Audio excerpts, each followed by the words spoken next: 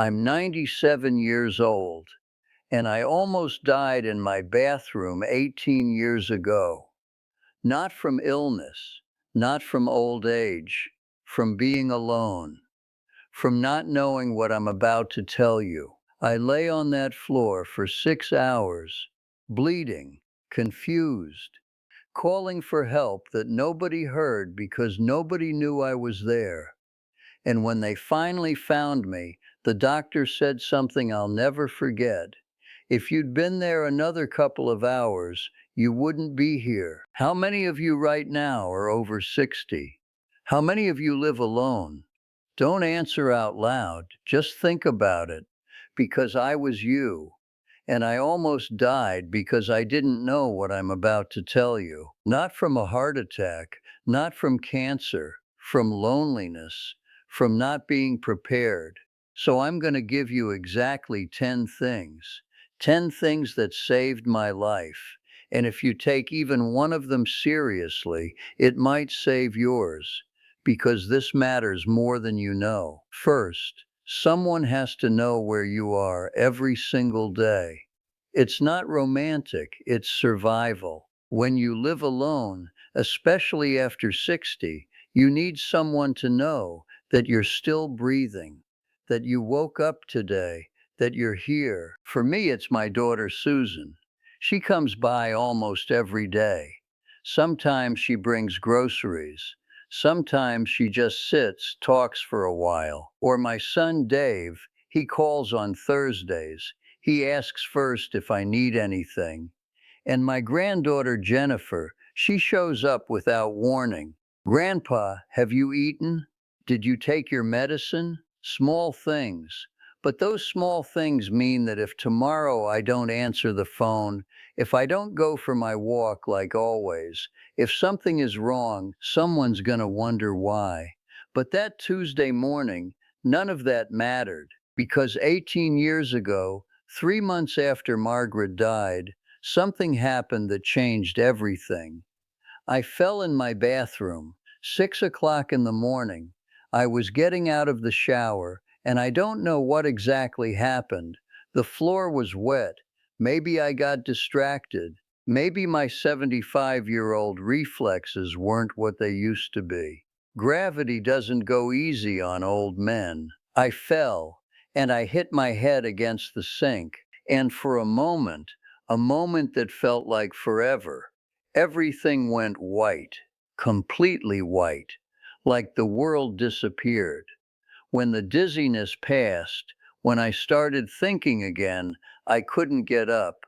I was on the floor, cold tile, wet, naked, bleeding a little from my head, and completely alone.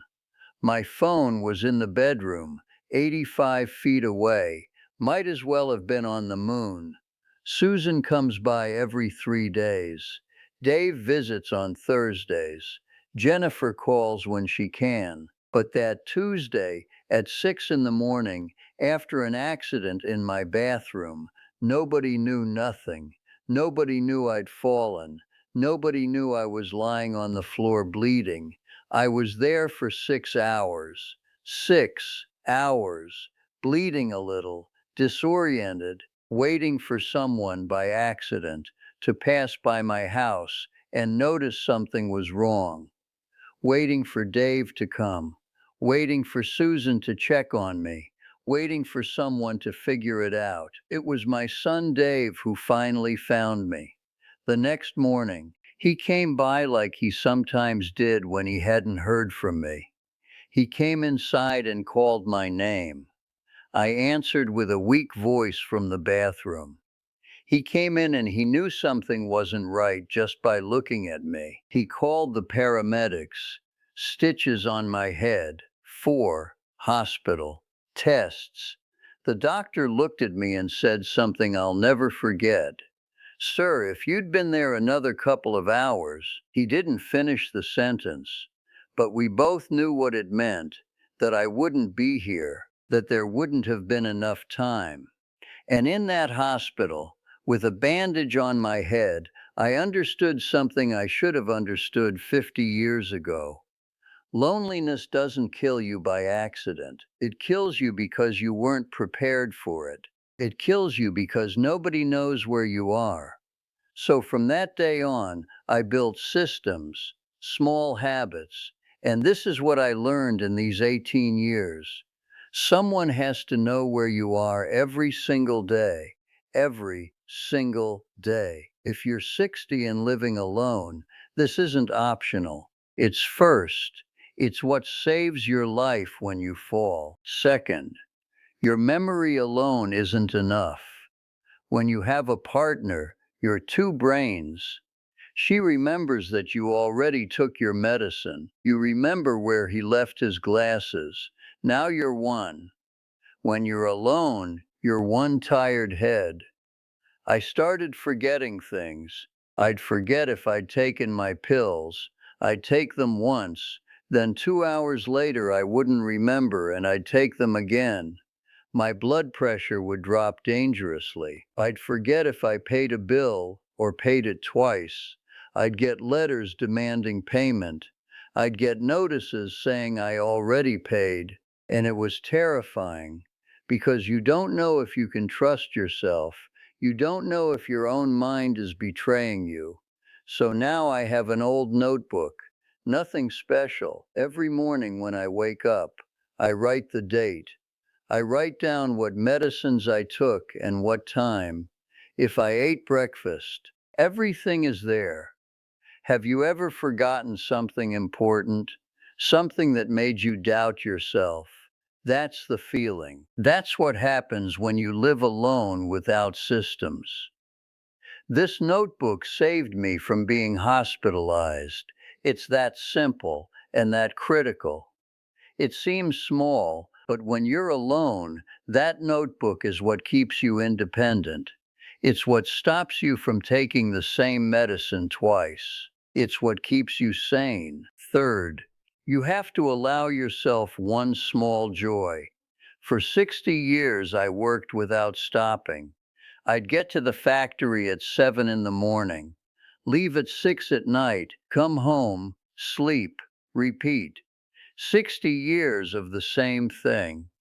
Then 58 years with Margaret, also working, also routine, also scared of spending on anything that wasn't necessary. I never let myself have something that wasn't useful, an unnecessary expense, a joy that wasn't free. My coffee was the cheap stuff. My clothes were what lasted. My life was what was necessary, not what I wanted. I realized I was surviving, not living.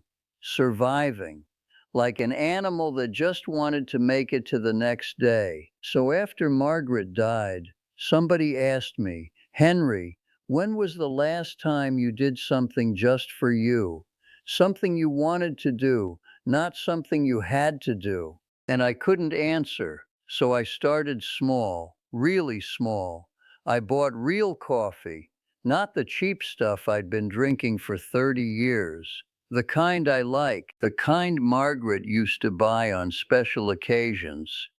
One day I bought that coffee. I went to the store in Fort Lauderdale. I came back home.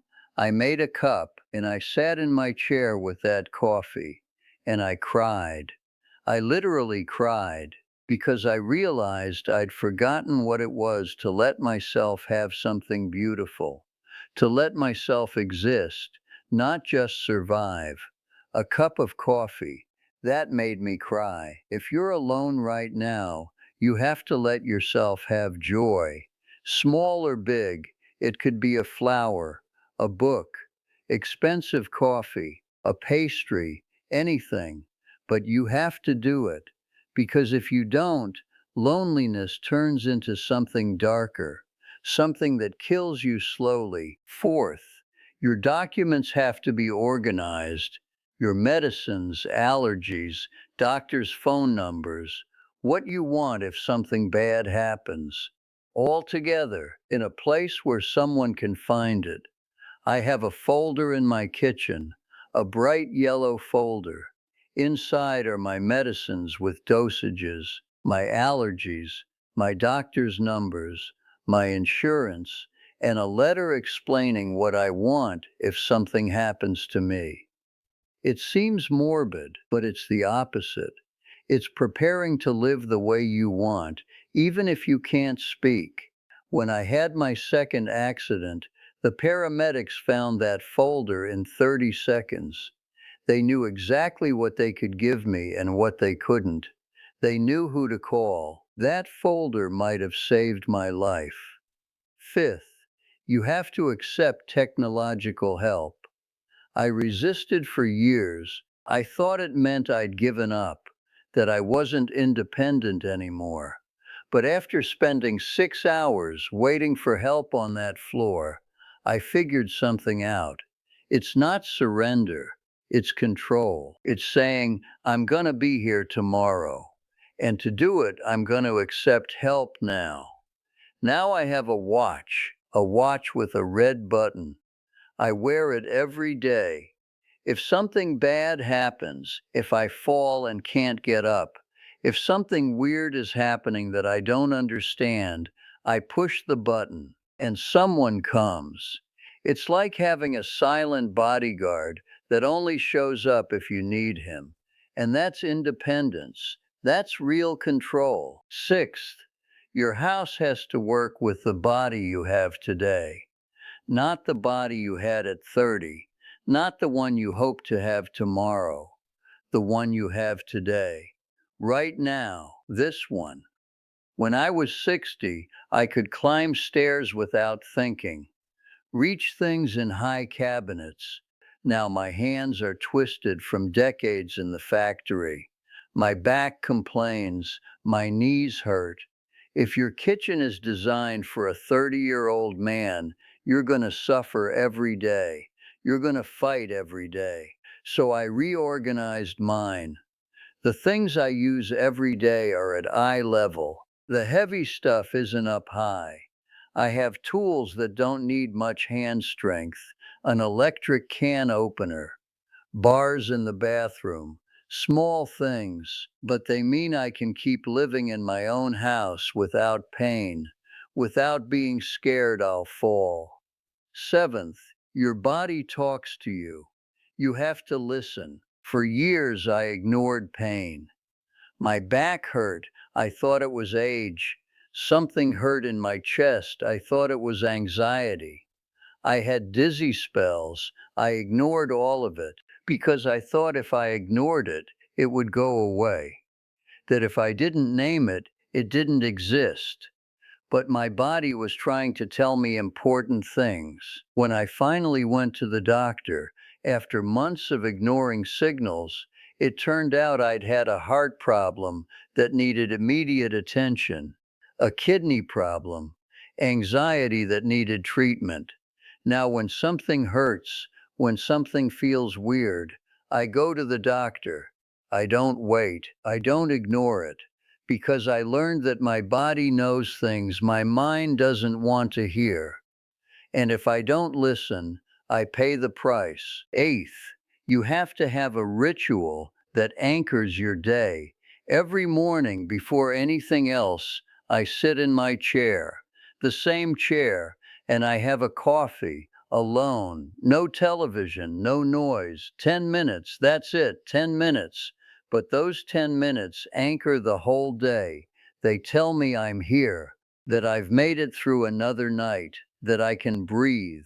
When grief is heavy, when the morning feels empty without Margaret, those 10 minutes are solid ground. There's something that doesn't change, a ritual that says the day is starting. I'm here. I can choose what to do with this. Ninth, you can't depend only on others for your life to have meaning. Dave visits, Jennifer calls, but I can't live only for those visits. I can't wait every week for them to come, so I feel my life matters. That makes you vulnerable. That kills you when they leave. So I have my own things. I write letters to Margaret that I'll never send, memories, stories from my life, moments I don't want to disappear. And even though nobody reads them, Writing them keeps me connected to myself, keeps me living, not just waiting for someone to visit. It could be anything: painting, making albums of old photos, researching your family tree, something that connects you to your own story, to what it means to be you. Because if you don't do that, loneliness feels less like peace and more like forgetting. 10th, you have to ask for help before it becomes a crisis. I waited. I waited to be confused to ask for help with my medicines. I waited to fall to ask for help with safety. Every time it was a crisis. Every time it was an emergency. Every time I lost control over my own life. Now, when something needs fixing, I call right away. I don't wait for it to break completely. I don't wait to fall. I don't wait for it to be an emergency. I ask. And asking for help early, when you still have options, when you still have power, isn't surrender. It's the opposite. It's keeping your power, your dignity, your control. Those are the 10. The 10 things I learned living alone at 97. I'm 97 right now. I would have died in that bathroom 18 years ago if I'd kept going without changing anything. Would have died confused, alone, bleeding slowly. But I didn't, because I learned these things, because I changed, because I built systems that caught me when I fell. I opened this channel at 97 to tell truths that nobody wants to hear. Truths about old people, about loneliness, about living when it's almost too late. If you're already over 60 and reading this, you know what I'm talking about, don't you? You know that fear, that isolation, that feeling that nobody's really checking on you, that if something happened tomorrow, it might be days before anyone noticed. So if you're scared of ending up alone, subscribe. If you're already alone and feel lost, subscribe. Because there are more stories, stories you need to hear, stories that might save your life someday. Because that's what I learned living 97 years. That life isn't long. It seems endless when you're 25. But you don't have all the time in the world. You don't. It's short, really short. And you have to know how to live it. You have to build the systems now. You have to let yourself have joy now. You have to listen to your body now. You have to ask for help now. And you have to do it now, not tomorrow, not when it's a crisis, now. Because if you don't, one day you wake up and you're 97 and you look back and you see everything you didn't do, everything that could have been. So don't be like me. Don't wait. Learn now. Build now. Live now. I have more videos, more stories to tell.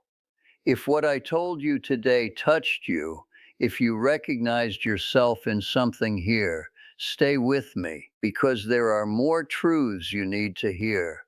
Take care of yourself. Really take care. Because at the end, you're all you've got.